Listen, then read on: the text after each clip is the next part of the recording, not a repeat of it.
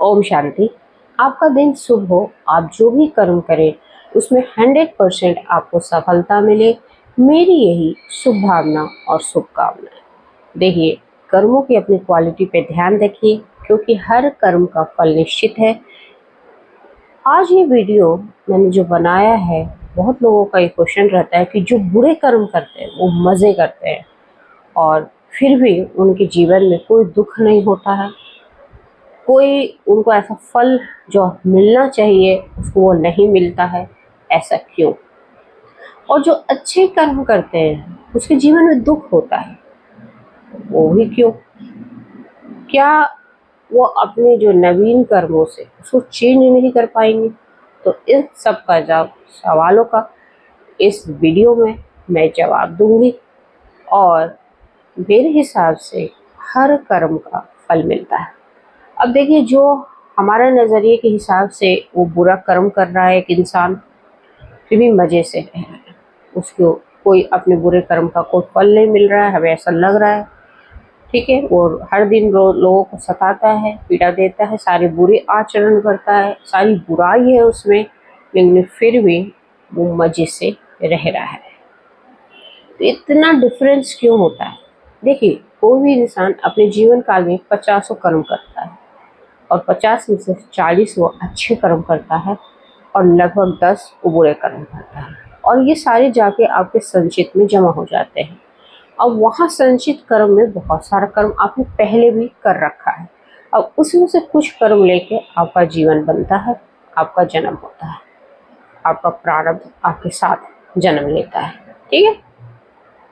अब वो जो अच्छे कर्म का ग्राफ है वो आपके जीवन में ज़्यादा है, तो आपको फल मिल रहा होता है उसको। आप बुरे कर्म कर रहे हो इस जीवन में, लेकिन आपको अच्छा फल मिल रहा होता है।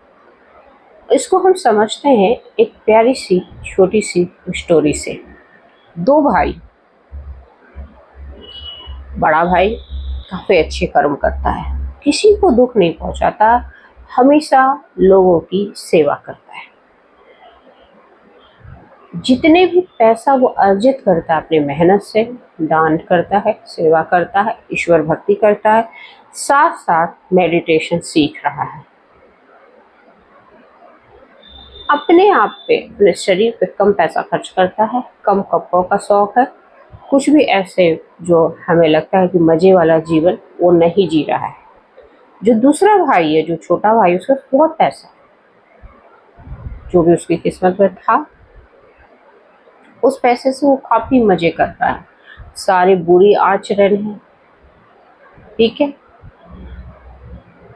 वो शराब पीता है, डांस देखता है, डांसर्स बुलाता है अपने घर में, ड्रग्स लेता है, सारे बुरे कर्म करता है, लोगों को प्रताड़ित भी कर देता है, दुखी भी करता है अपने व्यवहार से, अपने आचरण से, लेकिन फिर भी वो खुश है। और उसके जीवन में जो जो हो रहा है, बड़े भाई को लगता भी है कि वो काफ़ी अच्छा जीवन जी रहा है, लेकिन फिर भी बड़े भाई को अपने आप से, अपने कर्म से कोई शिकायत नहीं है। वो भगवान को शुक्रिया करता है और मेडिटेशंस में बड़ा प्रैक्टिस कर रहा है बड़ा वाला भाई। छोटा वाला भाई हमेशा उसको देख के उसके घर जब आता है, वो कहता है कि क्या बड़ा भाई, तुम कर क्या रहे हो?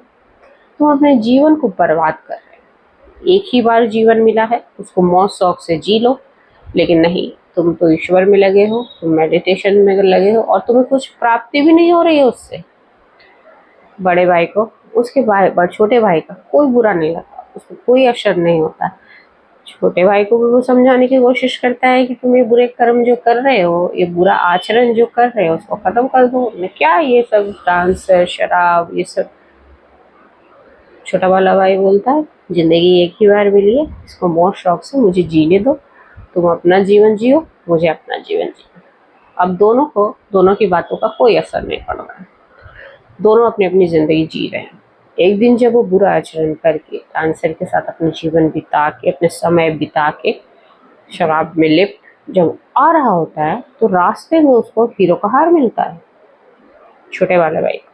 और जो बड़ा वाला भाई, उसकी पतली चप्पल, उसको होश नहीं है, वो ईश्वर में लगा है, सारा ध्यान वो ईश्वर में लगाया आ रहा है, और उसको मिलता क्या है? एक बड़ी सी कील उसके पैर में घुस जाती है।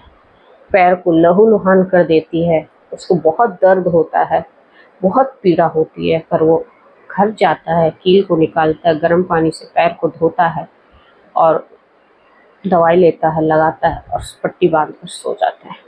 अचानक से छोटा भाई खुशी खुशी दौड़ता हुआ बड़े भाई के घर आता है। बड़ा भाई पता है आज क्या हुआ मेरे साथ? देख, तेरे भगवान ने तुमको तो कुछ दिया नहीं, लेकिन तेरे भगवान ने मुझे बहुत कुछ दिया। तो बड़ा भाई बोलता है ऐसा क्या हो गया? तो मुझे रास्ते में आ रहा था ना, मुझे हीरो का हार मिला। तुझे क्या मिला देखा? तो बड़े भाई को कहराते हुए देखता है, तो उसके पैरों की तरफ नजर जाती है छोटे भाई की।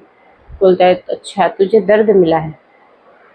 बड़ा भाई दुखी हो जाता है, उस दिन काफी दुखी होता है।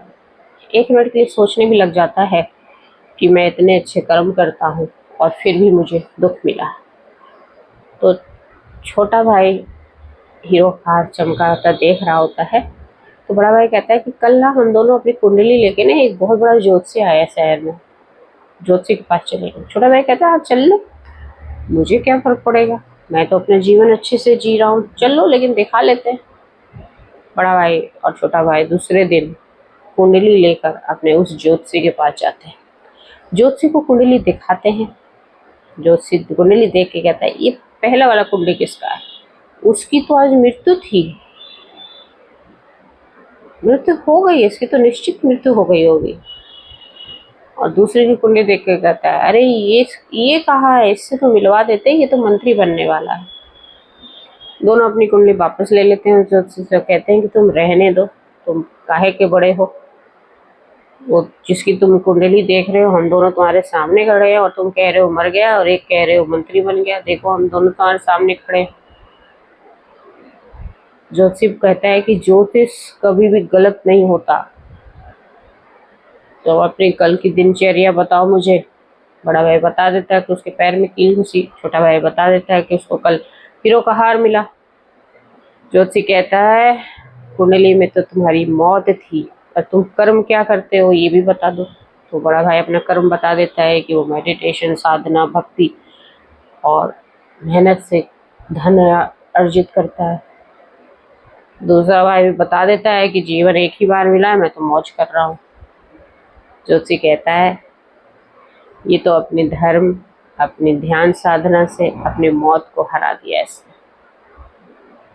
उसको सिर्फ एक कील ही घुसी, जो उसके पिछले कर्म किए थे ना, उसके बदले इसको सिर्फ एक कील ही घुसी है और इतना ही खून बहा है। लेकिन तुम्हारी कुंडली में तो मंत्री बनना था, लेकिन तुमने अपने बुरे आचरण से उस मंत्री की जगह बस एक छोटे से हार पाकर खुश हो रहे हो।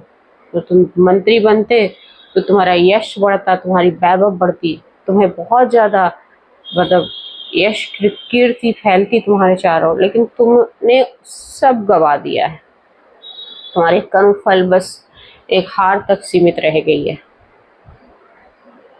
बड़े भाई को इसका गूढ़ रहस्य पता चल जाता है कि उसके साथ ऐसा क्यों हुआ, क्योंकि वो ईश्वर को वो धन्यवाद देता है, सच्चे मन से शुक्रिया करता है। और छोटे भाई पे अभी भी कोई असर नहीं हुआ है। वो बोलता है कि ज्योतिषी जी जो मिला उससे मैं बहुत खुश हूँ, मंत्री बनता है नहीं बनता मुझे नहीं पता है, लेकिन बड़े भाई को पता है कि वो जिस तरीके के आचरण कर रहा है उसकी वजह से ही उसको सिर्फ एक हार मिला है। बड़ा भाई उसके लिए भी शुक्रिया करता है कि उसकी छोटा भाई जो है इस चीज को जल्द से जल्द समझ ले तो ही अच्छा है। कुछ लोग क्या होता है ना कि अपने जो फल मिल रहा होता है उससे उतने ही खुश होते हैं। वो बुरा आचरण करता है लेकिन उसको जो थोड़ा सा फल मिला है वही उसको बहुत बड़ी खुशी दे रहा है। तो इस कहानी में हिसाब दोनों का कर्मों का हुआ है, कर्म फल दोनों का लौट कर आया है। और किस वे में आया आप देख लो। जो मजे करते हैं, जो बुरे कर्म करते हैं उसको मिलता है उसका कर्म, पर उसका जो पिछला हिसाब किताब है ना उसने पिछले बहुत अच्छे अच्छे कर्म कर रखे हैं, लेकिन वो अपने नवीन कर्मों से उस किस्मत को भी खराब कर डाला है। अब आप बोलोगे कि प्रारब्ध तो चेंज नहीं होता है, लेकिन प्रारब्ध नहीं है, प्रारब्ध आपकी जन्म, आपकी मृत्यु, आपका भाग्य, आपका जॉब डिसाइड करता है। लेकिन जीवन में बहुत सारे ऐसे और भी किस्मत में और भी चीज़ें होती है, लेकिन जो हम नवीन कर्मों से, अपने गलत आचरण से हम उसको दूर कर देते हैं, और हम अपनी भक्ति से, हम अपने नाम जाप से, हम ईश्वर को बार बार याद करके जो चीज़ हमारे पास आने वाली होती है, ठीक है। आप कहोगे कि मौत भी तो प्रारब्ध होती है, लेकिन प्रारब्ध कभी चेंज नहीं होता। सही बात है, प्रारब्ध चेंज नहीं होता है, लेकिन परिस्थितियों को बदला जा सकता है। पर उसके लिए आपको गहन नाम जाप, गहन समाधि में जाना होगा। गहन समाधि में उसको भी आप काटना तो पड़ेगा। देखो, दर्द तो झेलना पड़ेगा, उस चीज से गुजरना तो पड़ेगा, भोगना पड़ा उसको ही, दर्द को, उस असहनीय पीड़ा को उसको भोगना पड़ा है। पर जो टल गया है मृत्यु, वो उसी तरीके से टलना था।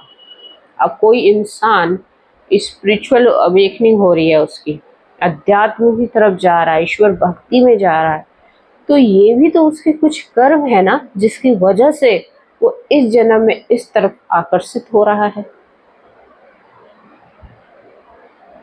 तो वो उसका मौत नहीं है, ठीक है। मौत, ज्योतिषी जो कहता है ना कि आपकी मौत निश्चित है, घटनाएं लिखी हुई होती है। कहीं भी आप किसी ज्योतिषी में जाओगे तो कोई काल में एक लिखा हुआ होता है कि इस उम्र के इस उम्र में आपके जीवन में कुछ एक्सीडेंट होगा, कुछ घटनाएं होगी जिसमें आपको बहुत हानि पहुंच सकता है, आपका जीवन भी जा सकता है। लेकिन वो पत्थर पे लकीर नहीं होती है, क्योंकि किसी की कोई इंसान नाम जाप की तरफ जा रहा है तो ये भी तो उसका प्रारब्ध ही है ना। ये भी तो उसने अच्छे कर्म किए हैं, उसकी स्पिरिचुअल अवेकनिंग होनी है, उसने जो कर्म किए हैं उसकी इस उम्र तक स्पिरिचुअल अवेकनिंग होनी है, इसीलिए वो ऐसा होता है। ये क्वेश्चन मत पूछना कि आप बोलते हो कि प्रारब्ध से मौत निश्चित होता है। प्रारब्ध से ही निश्चित है उसके भी जीवन में, जो बड़े भाई के जीवन में घटनाएं होनी थी, बड़ी घटनाएं होनी थी, पर आपने ईश्वर भक्ति की, आपने अच्छे कर्म किए, तो परिस्थितियां जो आई वो छोटी आई, बड़ी नहीं आई, और आप उसको सह लिए, इतनी आई। आप देखिए, जितने भी लोग मेडिटेशन करते हैं, जितने लोग नाम जाप करते हैं, उस परिस्थितियों के सहने लायक हो जाते हैं कि आपके जीवन में घटनाएं तो आएगी, पर आपको सिर्फ छू के निकल जाएगी। ये मैं बार बार एक वीडियो में बताती हूँ, बार बार इस वीडियो में बताती हूँ कि परिस्थितियां आएंगी, कर्म होना है वो होगा, लेकिन आप अपने अच्छे कर्मों से उसको चेंज कर सकते हैं। इसीलिए हमेशा कहती हूँ कि कर्मों की क्वालिटी पे ध्यान दो, और कर्म फल तो निश्चित है, और अच्छे कर्म करोगे अच्छा फल मिलेगा, बुरे कर्म करोगे बुरा फल मिलेगा। तो इसका हमेशा ध्यान रखें। आपका जीवन सुखमय हो। जय हिंद, जय भारत।